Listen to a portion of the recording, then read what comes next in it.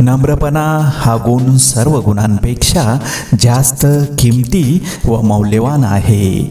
तो ज्याच्याकडे आहे त्याच्या भोवती कितीही बलाढ्य स्पर्धक असले तरी तो आयुष्यात नक्कीच यशस्वी होतो।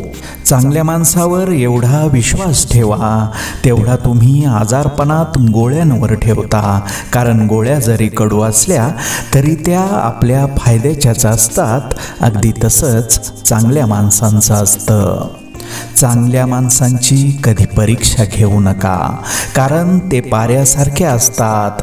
जेव्हा तुम्ही त्यांच्यावर घाव घालता तेव्हा ते तुटले जात नाहीत, पण निष्ठून शांतपणे तुमच्या आयुष्यातून निघून जातात। माणूस पण नोटांसारखा असला पाहिजे होता, उजेडात घेऊन पाहता आला असता खरा आहे का खोटा आहे। नशीब आणि अपेक्षा यांचा मेळ सहसा बसत नाही, कारण अपेक्षा त्याच असतात ज्या नशिबात नसतात, किंवा नशीब तेच देत असतं ज्याचा कधीही विचार देखील केलेला नसतो। आपलं म्हणणं थोडक्यात मांडता आलं पाहिजे, कारण मोठ्या वाटणाऱ्या गोष्टी आजकाल स्किप केल्या जातात। शब्द हे चावीसारखे असतात, जर त्यांची योग्य निवड केली तर ते कोणाच्याही हृदयाचे टाळे उघडू शकतात आणि कोणाचेही तोंड बंद करू शकतात। असा कोणताच माणूस नाही की त्याच्या आयुष्यात समस्या नाही, अशी कोणतीच समस्या नाही की तिचं उत्तर नाही। संस्कारापेक्षा कोणतीही मोठी श्रीमंती नाही आणि प्रामाणिकपणापेक्षा कोणताही मोठा दागिना नाही। ज्याच्याकडे या दोन्ही गोष्टी आहेत तो खरा भाग्यवान। जीवनात जलद गतीने मिळणारे यश अहंकार निर्माण करतं, तर उशिरा मिळणारे यश आपलं व्यक्तिमत्व तयार करतं। विचारात सुद्धा ताकद असते मन वळवण्याची। शारीरिक ताकद वापरून मान मुरडता येते, पण मन वळवता येत नाही। आकाशात जेव्हा ऊन आणि पावसाचा संघर्ष असतो तेव्हाच इंद्रधनुष्य तयार होते। आयुष्य हे असेच असते, सुखदुःखाचे हेलकावे घेतच चालावे लागते। तडजोडीमुळे नुकसान होत नाही, तर संधी मिळते इंद्रधनुष्य फुलविण्याची। लोकप्रिय होण्यासाठी कधीही लबाडी करू नये, कारण ती कालांतराने उघड होऊन आपल्याला किंमत राहत नाही। लबाडी ही एक आखूड चादर आहे, ती तोंडावर घेतली तर पाय उघडे पडतात आणि पायावर घेतली तर तोंड उघडे पडते। म्हणून माणसाने आपल्या विचाराशी व आचाराशी ठाम राहावे। स्वतःचे अनुभव उगीच इतरांना सांगू नयेत। इतरांना एकतर ते खोटे वाटतात किंवा आपण खोटे आहोत असं वाटायला लागतं। ज्याने त्याने स्वतःच्या मालकीचे अनुभव घ्यावेत। दुःखाचा विचार करत बसलं की समोर उभं असलेलं सुख पण डोळ्यांना दिसत नाही। जीवनात कठीण प्रसंगी जेव्हा मार्गच सापडत नसतात तेव्हा नवीन मार्ग शोधणं अत्यंत गरजेचं असतं।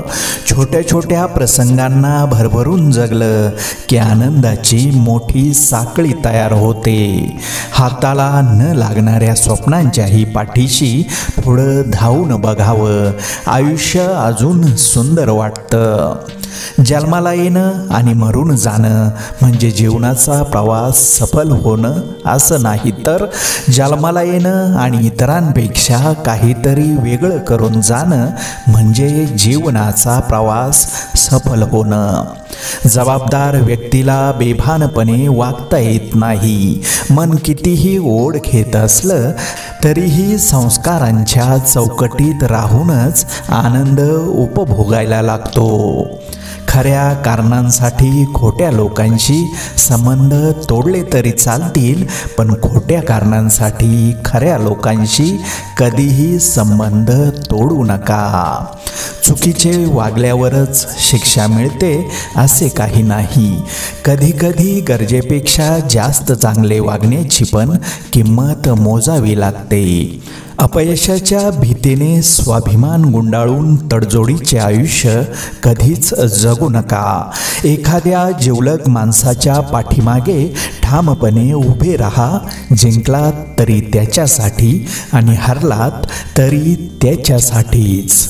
कितीही दुःख येवो, तुमच्या भावनांशी नेहमी प्रामाणिक राहा. कधी कधी आपल्या मनात नकारात्मक भावनाही येतात. त्यात अशा येणं स्वाभाविक आहे. त्या व्यक्त करून मोकळे व्हा. मनात कुढत राहू नका. जिव्हाळ्याचे ऋणानुबंध असल्याशिवाय कोणी कोणाच्या आयुष्यात येत नाही. संकटातून वाचल्याशिवाय जीवाची किंमत समजत नाही आणि जीव गुदमरल्याशिवाय श्वासाची किंमत समजत नाही. झाडाने, पक्षी आणि घरट्याला कितीही ऊन, वारा, पाऊस झेलत जपलं तरी पक्षी एक दिवस झाडाला सोडून उडून जातात. तसंच माणसाचं सुद्धा आहे. कितीही जीवापाड जपा, कितीही जीव लावा, शेवटी कोणीच कोणाचं नसतं. हेच त्रिवार सत्य.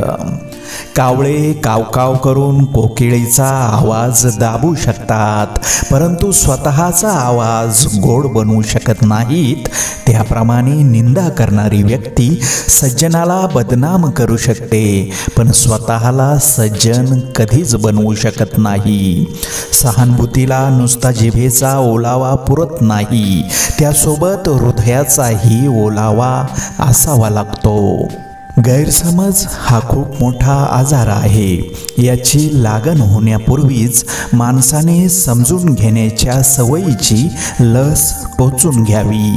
अहंकार आणि गैरसमज या दोन्ही गोष्टी माणसाला त्याच्या मित्र व आपतेष्टांपासून दूर करतात. गैरसमज त्याला सत्य ऐकू देत नाही आणि अहंकार त्याला सत्य पाहू देत नाही. दुसऱ्यांच्या नजरेने सुख पाहणारी माणसं आयुष्यभर समाधानी राहू शकत नाहीत. त्यांना नेहमी कोणत्या तरी गोष्टीची कमतरता जाणवतेच. प्रत्येकाला ज्याच्या त्याच्या परीने सुखही आहे आणि दुःखही आहे. दुसऱ्याच्या नशिबाची भरोभरी आपल्या नशिबाशी करत बसू नका.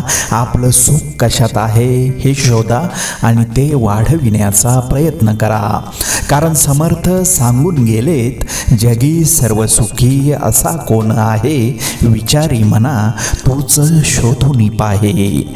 जीवनात हार कधीच मानू नका, कारण पर्वतामधून निघणाऱ्या नदीने आजपर्यंत रस्त्यात कोणालाच विचारले नाही की समुद्र किती दूर आहे.